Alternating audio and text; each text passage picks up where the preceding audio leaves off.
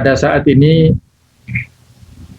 kita masih dalam suasana pandemi, apalagi pemerintah telah membuat sebuah keputusan yang sudah tersebar, yaitu PPKM di Jawa dan Bali mulai tanggal 3 sampai 20 Juli ini. Ya, suasananya mungkin tidak senyap dulu awal-awal ya.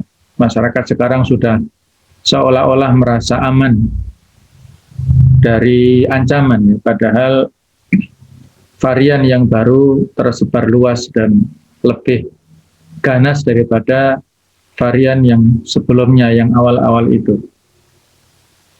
Kita barangkali dalam hati kecil ini bertanya-tanya, kira-kira sampai kapankah corona ini berakhir ya Allah? Ya, mungkin secara manusiawi adalah pertanyaan seperti itu. Kapan kita harus bersabar? Kapan kita harus meningkatkan ketabahan? Kapan kita bertahan dalam situasi seperti ini? Nah, pada kesempatan ini saya ingin mengingatkan sebagai sesama muslim, tentunya yang pertama adalah untuk mengingat ketakwaan, ya usikum wa nafsi bitaqwallah. Saya berwasiat pada antum semuanya dan saya sendiri untuk selalu bertakwa kepada Allah Ta'ala. Wa tazawwadu fa inna khairaz zati taqwa. Berbekalah kalian, sesungguhnya bekal yang terbaik itu adalah bekal ketakwaan. Nah, dalam menghadapi pandemi seperti ini, paling tidak ada dua hal yang perlu untuk selalu kita jaga. Yang mana ini merepresentasikan, mengaktualisasikan akidah yang selama ini sudah menjadi keyakinan kita, yaitu akidah Ahlus Sunnah wal Jamaah. Jadi kita mengikuti madhab Ahlus Sunnah wal Jamaah ini adalah sebuah madhab yang memiliki ciri dalam banyak hal, terutama dalam hal akidah, adalah madhab wasitiyah, yaitu madhab pertengahan. Nah, dalam hal kasus pandemi seperti ini, kita berada pada posisi pertengahan, sehingga tidak mengikuti madhab Jabariyah, yaitu ekstrim, yang memiliki keyakinan manusia tidak punya daya dan kekuatan sama sekali, tidak punya pilihan. 100% manusia itu tunduk patuh kepada seluruh yang diinginkan Allah Ta'ala. Masyiatullah itu totalitas kepada Allah, tidak ada masyiah, tidak ada kehendak manusia sama sekali. Nah, untuk mengkonter pemahaman Jabariyah itulah kita lakukan apa yang namanya ikhtiar insani, usaha kemanusiaan.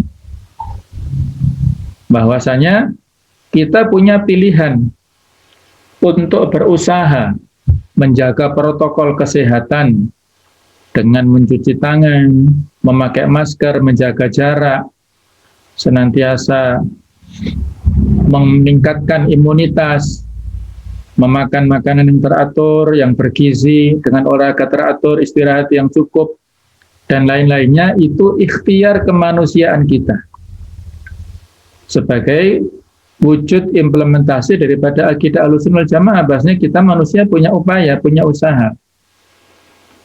Sedangkan ekstrim yang kedua, madhab Qadariyah, manusia itu punya kemauan 100%. Tidak ada campur tangan Allah Subhanahu wa Ta'ala. Maka untuk mengkonter pendapat yang kedua inilah, kita wajib untuk bertawakal. Wa 'alallahi fatawakkalu in kuntum mu'minin.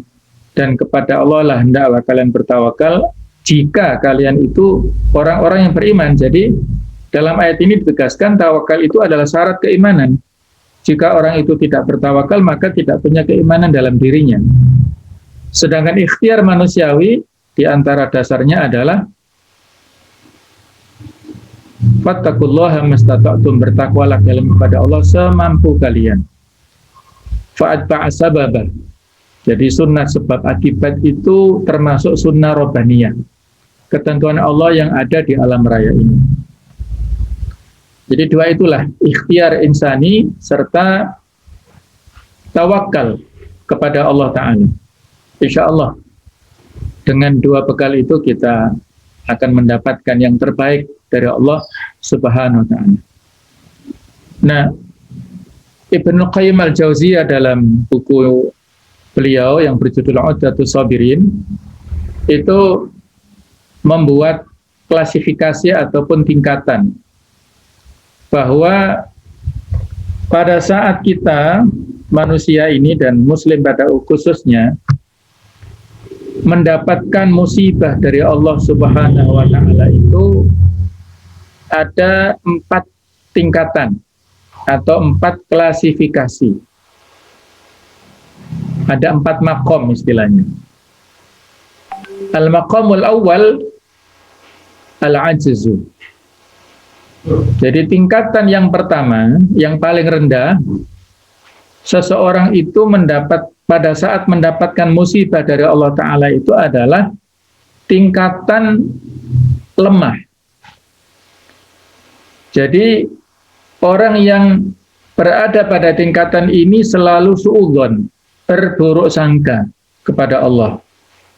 Ketika dia diberi sakit oleh Allah Ta'ala, dia bersuudzon dan dia sering mengeluh. Dia sering meratapi dirinya sendiri. Kemudian dia juga suka protes. Ada ungkapan seandainya dan seandainya. Jadi misalnya COVID ini kan ya, biasanya kalau pasien COVID ini kan di-tracking. Sumbernya dari mana kira-kira? Nah, ketika ketahuan itu dari tempat tersebut, maka dia berandai-andai, seandainya saya nggak ke sana, saya nggak akan sakit. Nah, itulah kalimat lau, kalimat seandainya dalam bahasa kita, itu bisa membuka peluang pintu setan masuk.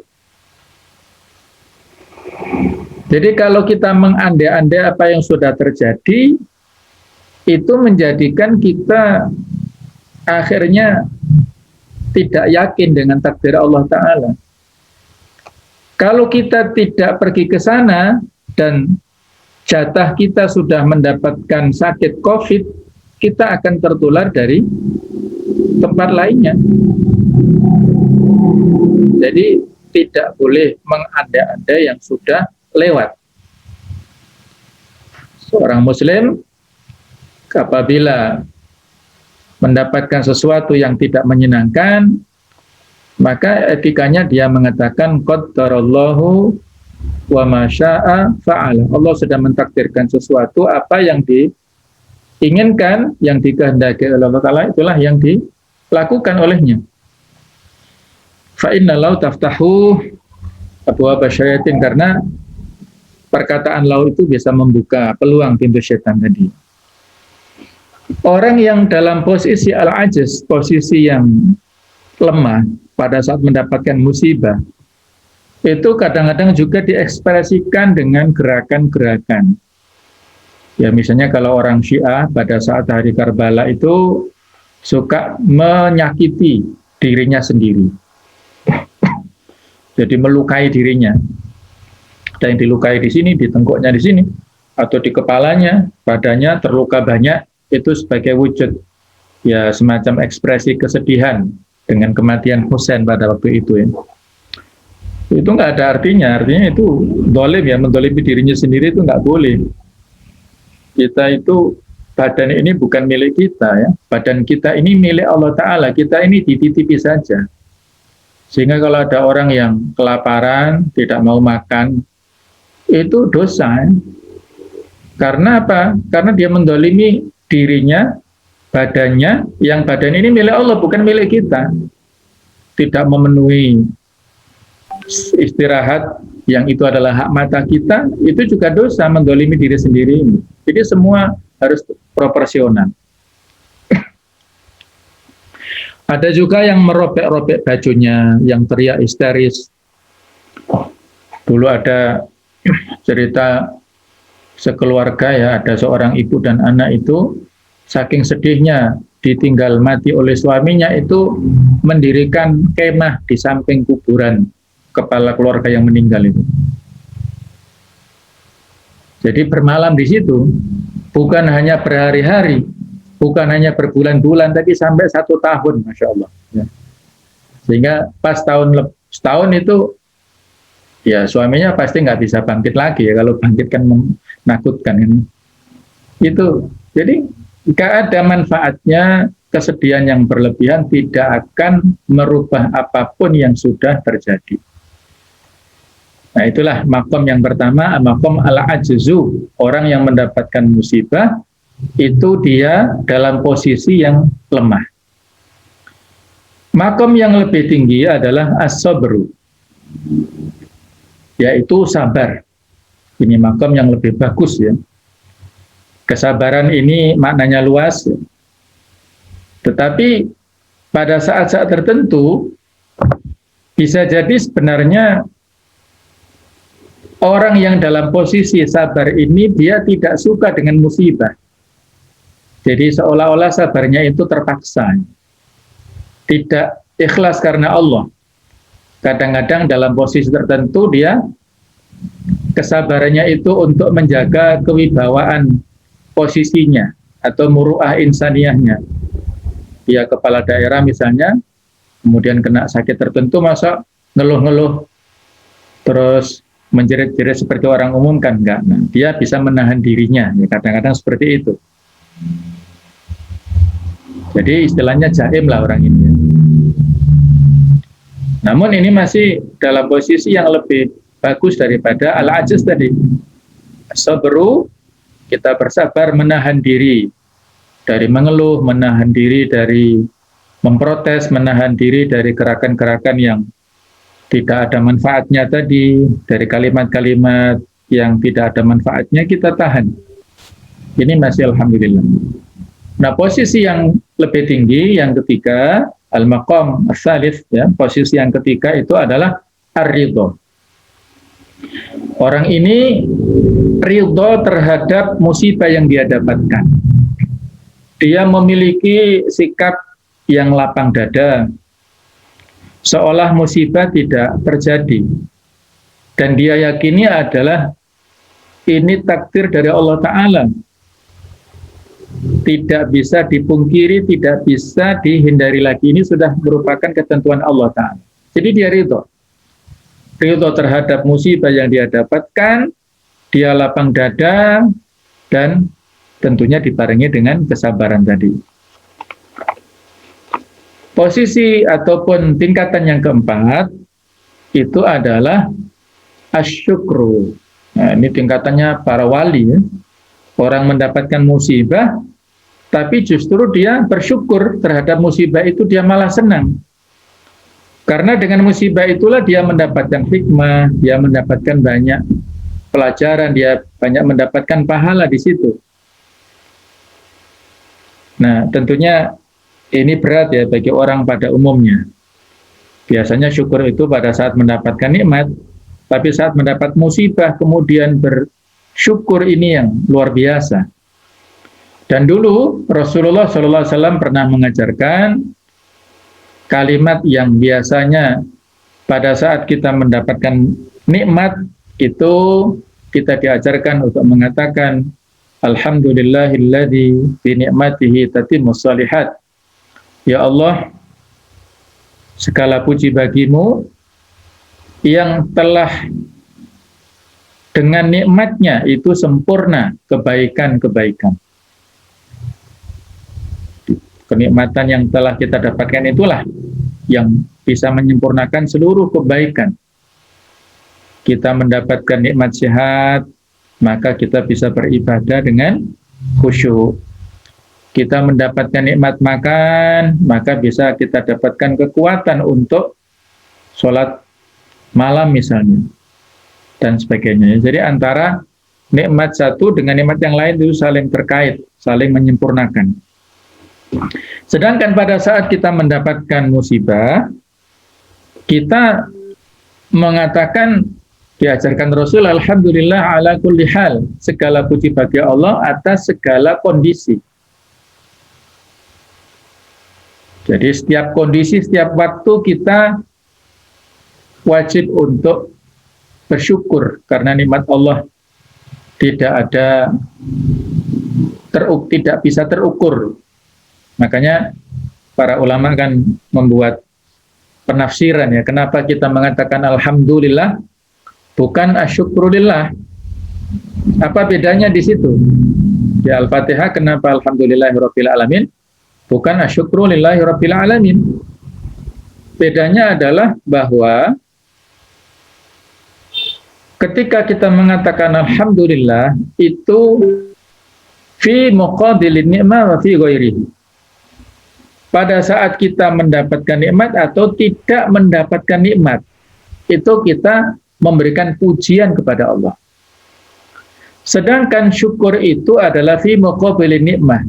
Faqat ya, kita pada saat mendapatkan nikmat saja itu kita mengatakan syukur. Nah, sementara kita ini luas ya.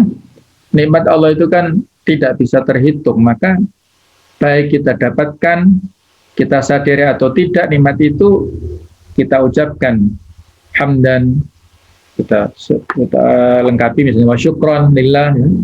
Alhamdulillah wa syukrillah itu lebih lengkap lagi. Jadi alhamdulillah ala kulli hal. Itulah etika pada saat kita mendapatkan musibah. Enggak apa-apa ya. Dulu pernah ada orang yang miskin, dia tidak bisa melihat, tidak bisa mendengar, tidak punya kaki, tidak punya tangan, tidak bisa bergerak lah pokoknya ya, tapi dia mengatakan terus-menerus berzikir alhamdulillah, alhamdulillah, alhamdulillah. Sampai ada orang yang ya tertariklah dengan kondisinya. Wahai fulan, kondisimu ini seperti ini, orang yang tidak sempurna secara fisik, baik itu telinganya, pendengarannya, baik itu kakinya, tangannya, nggak ada. Kenapa kamu mengatakan alhamdulillah? Maka jawabannya kurang lebih adalah bahwa saya bersyukur kepada Allah karena saya masih memiliki nikmat utama, yaitu nikmat iman. Nikmat untuk dimudahkan berzikir, dimudahkan untuk memuji Allah, itulah nikmat terbesar yang harus saya syukuri, alhamdulillah. Coba kalian yang sehat itu, walaupun sempurna fisiknya, berapa kali kalian mengucapkan syukur kepada Allah? Nah itulah ya, yang pada saat kita dimudahkan untuk berzikir, untuk melakukan amal soleh, untuk memiliki keimanan, itu adalah kenikmatan yang terbesar dalam hidup ini. Ada salah seorang temannya Syekh Ali Jabir almarhum dulu. Beliau pernah cerita bahwa beliau punya seorang kawan di Madinah yang usianya sekitar 20 tahun, namanya Abdullah. Abdullah ini Masya Allah, seorang pemuda yang luar biasa. Kondisinya secara fisik memang kurang. Dia tidak bisa melihat, tidak bisa berjalan, artinya lumpuh, tidak bisa menggerakkan tubuhnya. Jadi dia hanya bisa menggerakkan lidahnya, bisa berbicara saja. Kemudian ditanyakan kepada Abdullah, Abdullah, seandainya kamu diberi peluang untuk meminta kepada Allah, kira-kira nikmat apa yang kamu inginkan, wahai Abdullah? Kebetulan Abdullah ini adalah seorang penghafal Quran, 30 juz, walaupun kondisinya cacat seperti itu, dia hafal Quran. Maka dia minta, kalau boleh saya mohon ya Allah, berikanlah kepadaku kemampuan untuk menggerakkan tanganku. Karena dengan itu aku ingin mencium tangan ibuku ya Allah. Jadi selama ini dia begitu hormatnya, takdimnya pada ibunya, tapi tidak bisa mengekspresikan itu ya, tangannya tidak bisa digerakkan. Dan dengan tangan itulah ya Allah, aku bisa membolak-balikkan mushaf Al-Quran ya, sekaligus bisa melihatnya. Jadi kan pengen melihat ya. Jadi dia walaupun hafal Quran, tapi dia betul-betul ingin membolak-balikkan dengan tangannya Al-Quran itu, mushaf itu. Dan Abdullah ini punya seorang wanita, seorang istri maksudnya ya. Dan istrinya ini bukan wanita asal-asalan, seorang wanita yang jamilah, solihah, yang cantik, yang solihah, wanita Madinah. Nah, orang-orang heran kenapa wanita ini mau dinikahi oleh seorang Abdullah yang cacat, yang tidak prospek lah ya, maksudnya secara fisik. Apa jawaban wanita ini? Saya ingin menjadi pendamping Abdullah, saya ingin melayaninya, yang dengan itulah mudah-mudahan saya mendapatkan surganya Allah Subhanahu wa ta'ala. Masya Allah, inilah wanita salihah luar biasa. Jadi dia betul-betul memahami bahwasanya seorang istri itu dengan ketaatan pada suaminya dan dengan keridhaan suaminya itulah dia sudah mendapatkan tiket surga. Ayyuma mra'atin matat wa zawjuha anha radin dakhalatil jannah. Wanita manapun yang meninggal dunia sementara suaminya itu ridho pada dirinya, maka dia masuk surga. Nah, itulah dia sangat memahami hadis itu ternyata. Baiklah, jadi itu 4 makom orang mendapatkan pada saat mendapatkan musibah. Makom al-ajiz yang paling rendah, dia dalam kondisi yang lemah dengan serba kekurangannya tadi ya. Kemudian makom yang lebih tinggi adalah sabar, makom yang lebih tinggi adalah ridho, dan makom yang tertinggi adalah syukur. Ya, kira-kira kita di posisi yang mana? Kita yang paling tahu.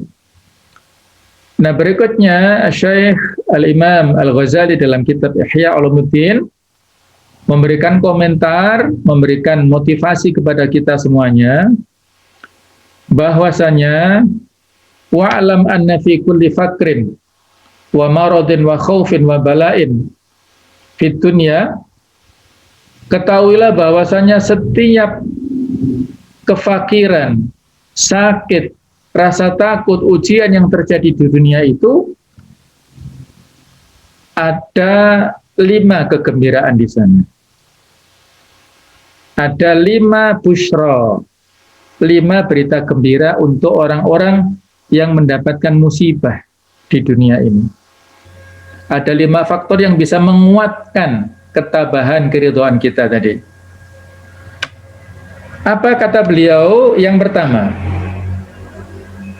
bahwa pada saat orang itu mendapatkan musibah tertentu, pasti ada orang lain yang lebih berat mengalaminya. Itulah cara kita untuk bersyukur ya. Dalam hal dunia, dalam hal finansial, mari kita lihat orang yang lebih bawah dari kita, yang lebih menderita. Tapi dalam hal akhirat, dalam hal ibadah, mari kita lihat orang yang lebih semangat dari kita supaya termotivasi.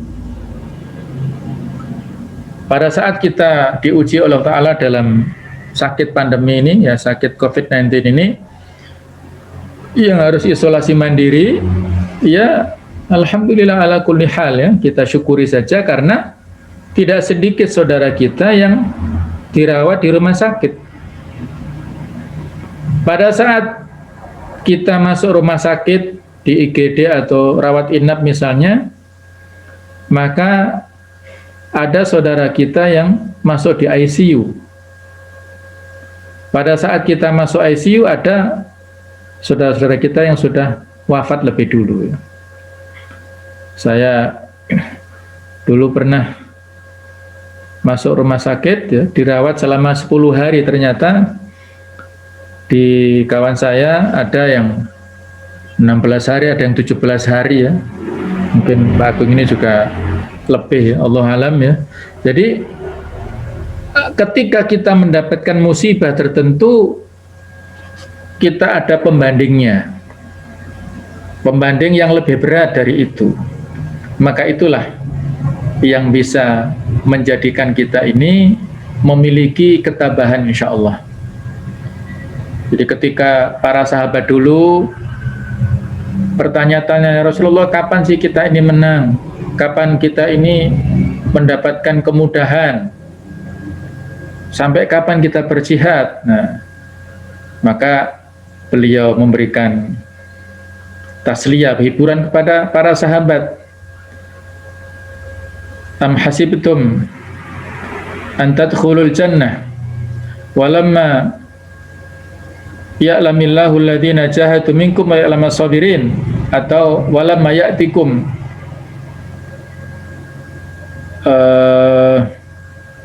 mathalul ladzina khala min qablikum, ya.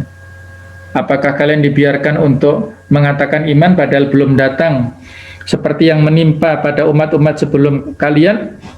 Masat umul ba'sa wa dharra, mereka ditimpa kemelaratan, kemudian mereka ditimpa ujian yang luar biasa. Wa zulzilu, dan mereka juga diguncangkan dengan guncangan yang luar biasa. Hatta yaqula rasulu walladzina amanu ma'ah mata nasrullah, sampai-sampai Rasul dan orang-orang yang beriman bersamanya itu mengatakan, kapan pertolongan Allah itu datang? Ala inna nasrullahi qarib, ketahuilah pertolongan Allah itu dekat. Jadi dulu ada para tukang sihirnya Fir'aun yang sudah pada saat itu mengaku kalah dan akhirnya beriman, dipaksa murtad, nggak mau mereka kan. Akhirnya digergaji dari arah atas ini sampai ke bawah, terbelah menjadi dua ya. Nabi Zakaria insya Allah juga seperti itu. Nah, Nabi Yahya juga dibunuh, Nabi Isa diangkat Allah Ta'ala tapi diancam kaumnya kan, dan persepsi mereka akan dibunuh. Jadi para Nabi dan Rasul dulu mendapatkan tekanan yang luar biasa. Rasulullah SAW yang sering kita ketahui kan beliau meninggalnya sakit ya.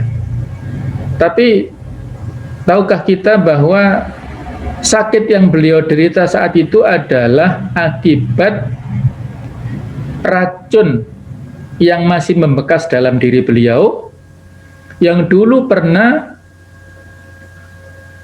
didapatkan pada saat beliau di Khaybar.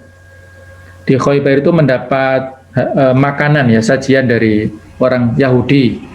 Nah, ternyata diisi racun di situ.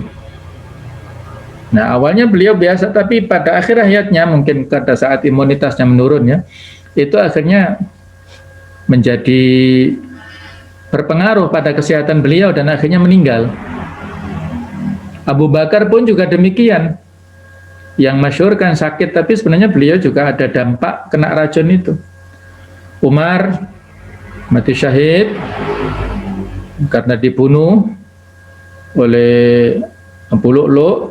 Kemudian Ali bin Utsman bin Affan juga dibunuh oleh orang-orang Khawarij.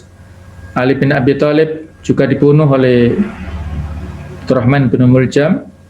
Nah, para sahabat yang mereka itu orang-orang baik itu meninggalnya dalam keadaan seperti itu. Cobaan yang didapatkannya luar biasa seperti itu. Jadi ini posisi atau poin yang pertama ya. Jadi untuk menguatkan kesabaran kita adalah dengan melihat musibah yang didapatkan orang lain. Pasti ada orang lain yang lebih berat cobaannya daripada kita. Yang kedua, untuk menguatkan ketabahan kita adalah bahwa kita harus punya keyakinan bahwa musibah yang kita dapatkan ini bukan dalam masalah agama. Pandemi ini kan ya, kita tersebar luas virus ini, virus yang lama dan yang baru tersebar luas, ini persoalan kesehatan yang pasti ada dampaknya lah ya. Tapi bukan persoalan yang kaitannya dengan musibah yang ada di agama kita. Dulu ada seorang yang bernama Sahal bin Abdillah itu dicurhati oleh temannya, bahwa temannya ini cerita, ada pencuri yang masuk ke rumah saya, mencuri ini, mencuri itu. Kata Sahal bin Abdillah, tenang ya, bersyukurlah kamu kepada Allah, karena yang masuk itu pencuri, bukan setan. Kalau yang masuk itu adalah pencuri, yang hilang itu adalah ya mungkin uang, atau mungkin peralatan, atau mungkin kendaraan dulu ya, barangkali kendaraan hewan, binatang ya. Tapi kalau yang masuk ke rumahmu itu setan, bisa jadi keimananmu yang hilang, hidayahmu yang hilang. Nah itulah ya. Selama musibah yang terjadi itu pada faktor dunia, usaha sekian lama belum untung-untung ya, bangkrut terus-menerus, kemudian jabatan misalnya tidak naik-naik, itu masalah dunia, tidak perlu dicemaskan. Yang harus dicemaskan adalah kalau cobaannya itu pada masalah akhirat, masalah dunia din, masalah agama. Sehingga di antara doa kita adalah wala taj'al musibatana fi dinina, ya Allah jangan jadikan musibah kami itu pada agama kami. Jadi kalau kita misalnya tidak semangat untuk sholat berjamaah di masjid, itulah musibah. Pada saat kita tidak semangat untuk membaca Al-Quran, itulah musibah dalam hal agama. Pada saat kita tidak semangat puasa sunnah, itu musibah. Pada saat tidak bisa bangun qiyamul lail, itulah musibah dalam hal agama. Kenapa kita pada saat mendapatkan musibah dengan rasa malas untuk melakukan ibadah taqarrub itu kita tenang-tenang saja, tidak bersedih, tetapi pada saat kita mendapatkan musibah dalam hal dunia kita sedih? Nah itu kan aneh. Nah inilah ya parameter kita yang berbolak-balik di sini, kacamata kita yang keliru. Jadi sekali lagi Imam Ghazali mengingatkan bahwa musibah yang kamu dapatkan itu dalam hal dunia, bukan dalam hal agama. Nggak usah sedih lama-lama, ya, tidak perlu bersedih berlama-lama. Nanti yang namanya dunia kalau memang takdirnya itu sudah kembali padamu. Nah, kemudian yang ketiga yang bisa menguatkan ketabahan kita, kata Imam Ghazali, adalah bahwa musibah yang kita dapatkan itu merupakan hukuman akhirat yang diajukan di dunia. Jadi ibaratnya DP lah ya, ibaratnya persekot untuk menggugurkan dosa-dosa kita. Nanti di Yaumul Hisab itu ada dua kelompok. Ada yang kelompok disebut Ahlul Afiyah, kelompok yang sihat walafiat terus-menerus dari taklif ya, dari balik sampai dia meninggal. Dan ada kelompok yang dapat musibah terus-menerus, tak berhenti-berhenti. Ada musibah dirinya sakit, ada anaknya, istrinya, ada hartanya, habis macam-macam ya. Itu nanti pada saat Yaumul Hisab, ternyata orang-orang yang ahlul afiyah itu iri kepada orang-orang ahlul musibah. Kenapa irinya itu? Karena orang-orang yang ahlul musibah itu pada saat Yaumul Hisab, dosa-dosanya itu tinggal sedikit saja, bahkan habis, terkikis oleh kesabarannya pada saat mendapatkan musibah itu. Sehingga tinggal sedikit saja. Kalau sedikit saja, tambah dengan kebaikan kan otomatis surplus banyak kan. Sementara ahlul afiyah ini, dia tidak pernah mendapatkan cobaan, terutama dalam bidang sakit tadi ya, dia sehat walafiat terus, dosa-dosanya masih utuh, tidak terkikis sama sekali. Sehingga dia nantinya menyesal, ya Allah, seandainya aku bisa memilih, maka tolong hidupkan aku kembali ya Allah. berikanlah cobaan yang terberat kepadaku ya Allah. Nah, sampai seperti itu ya penyesalannya, tapi nggak ada gunanya kan penyesalan ini. Nggak mungkin sudah meninggal dihidupkan kembali di dunia itu kan.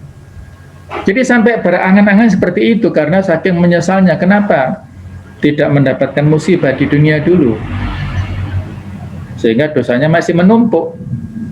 Nah, itulah ya, bahwa musibah yang kita dapatkan itu adalah hukuman di akhirat yang diajukan kita dapatkan di dunia. Jadi bisa mengukurkan dosa-dosa kita. Yang keempat, yang bisa menguatkan kesabaran kita pada saat mendapatkan musibah adalah bahwa musibah ini sudah tertulis fi ummil kitab di Lauhul Mahfuz. Pada jam ini, pada hari ini, pada bulan ini, tahun ini si fulan terjangkit virus COVID-19 ini, positif misalnya. Maka etikanya innalillah wa inna ilaihi raji'un. Nah, kemudian qaddarallahu wa ma syaa fa'ala. Ada lagi doa, Allahumma ajurni fi musibati wa akhlifni khairan min, ya Allah berikanlah pahala terhadap musibahku ini dan berilah ganti yang lebih baik. Insya Allah kalau sudah sembuh semakin bagus imunitasnya.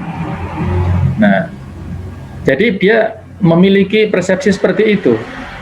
Musibah ini sudah tertulis di Lauhul Mahfuz dan setiap orang ada jatahnya, ada kuotanya. Jangan khawatir. Ibaratnya kalau kuota sakit kita itu, kalau di total waktunya itu mungkin misalnya 300 hari misalnya, 1 tahun misalnya ya. Ibaratnya kalau kita sakit 1 bulan, berarti kita sudah nyicil sehingga kuotanya tinggal 11 bulan ya. Kemudian berikutnya sakit lagi 1 bulan, berarti tinggal kuotanya untuk sakit tinggal 10 bulan, seperti itu. Nah, masing-masing sudah terpenuhi kuotanya. Kalau Dahlan Iskan memberi motivasi itu, mumpung masih muda, teruslah kalian berusaha, bisnis, sampai kuota kegagalanmu itu kamu habiskan pada masa muda ya. Kuota kegagalan itu ada batasnya, habiskan pada masa muda. Sehingga kalau sudah berumur, sudah tua, tinggal yang tersisa adalah kuota keberhasilan tadi. Nah, itu logika luar biasa ya, dari seorang Dahlan Iskan. Dulu pernah ada kasus orang sakit pada zaman sahabat. Dia sakit, nah terus berobat ke tabib muslim. Tabib muslim satu didatangi, tidak, ya belum sembuh lah. Tabib muslim yang kedua datangi, dia belum sembuh, sampai yang ketiga belum sembuh. Nah berikutnya dia datang ke tabib Nasrani, loh ternyata sembuh. Wah, akhirnya ini kan ujian ya bagi seorang manusia, seorang muslim. Apakah dia akhirnya membuat sebuah kesimpulan bahwa yang namanya kesembuhan itu tidak identik dengan agama? Toh ini dokter muslim tidak bisa ngobati, yang ngobati malah dokter non muslim. Nah, wah ini ujian ya bagi manusia saat itu. Maka dengan izin Allah ya, ini kisah ini saya juga meragukan ya perawinya siapa, tapi yang jelas hikmah lah yang bisa kita ambil ya. Rasulullah SAW akhirnya berdoa, ya Allah tolong berikan saya kemampuan untuk berkomunikasi dengan penyakit itu ya. Apakah beliau yang tanya pada Allah langsung, ataukah dia Rasulullah berinteraksi dengan penyakit itu? Tanya jawablah. Kita tanya, wahai penyakit, kenapa pada saat orang ini berobat ke dokter muslim ini itu belum sembuh, tapi ketika berobat ke orang Nasrani kok dia sembuh? Maka penyakitnya bilang begini, wahai Rasulullah, ketahuilah bahwa saya berdiam diri di rumah jasadnya si fulan itu, ibaratnya kalau bahasa kita itu ada masa kontraknya. Ada masa kontraknya ya. Ya barangkali misalnya kontraknya 1 bulan lah misalnya. Nah ketika seorang muslim yang sakit ini datang ke dokter pertama, itu masanya mungkin baru 1 minggu. Dokter Muslim yang kedua itu 2 pekan ya. Muslim yang ketiga tadi dokter yang didatangi baru 3 pekan, sehingga saya nggak meninggalkan fisik orang itu, dia masih sakit. Nah pada saat dia datang ke dokter Nasrani, jatah tadi ya, kalau bahasa kita kuota, jatah kontrak saya itu sudah habis, jadi pas, momentumnya pas. Pada saat dia pulang dari dokter Nasrani, saya sudah habis jatah kuotanya, tinggal di fisik orang itu, sehingga dia mendapatkan kesembuhan. Nah itulah ya, itu semata-mata ya tidak bisa kita rekayasa ya, masing-masing punya jatahnya. Jatah rezeki sudah dia ditentukan ya, sudah tertulis di Lauhul Mahfuz. Jatah umur sudah ditentukan juga, jatah sehat, jatah sakit juga sudah ditentukan. Kalau kita sakit misalnya, berarti kita seolah-olah mencicil tadi ya, mengangsur jatah kita itu, sehingga kita nanti tinggal sehatnya, insya Allah begitu ya. Yang kelima, untuk menguatkan kesabaran kita itu adalah kita harus meyakini bahwa pahala yang kita dapatkan dari musibah itu jauh lebih banyak, lebih besar daripada musibah itu sendiri. Allah Ta'ala berfirman, innama yuwaffas sabiruna ajrahum bighairi hisab, sesungguhnya Allah akan memenuhi pahala orang-orang yang bersabar itu dengan tanpa batas, tanpa hitungan. Semakin orang itu mendapatkan musibah, semakin banyak pahala yang dia dapatkan. Sehingga di antara doanya kan la ba'sa tahurun, insya Allah tidak apa-apa, ini sebagai pelebur dosa-dosamu. Tidaklah yang namanya kegalauan, kegelisahan, rasa sakit, rasa cemas, bahkan duri yang terinjak oleh seorang muslim, kecuali dengan itulah dia bisa terhapus kesalahan dan dosa-dosanya. Inilah 5 hal yang bisa menjadikan kita mendapatkan kesabaran dari musibah yang kita dapatkan. Mudah-mudahan Allah Ta'ala selalu memberikan kesehatan kepada kita semuanya, sehat walafiat, sehat secara fisik dan rohani, kita dan semua keluarga kita.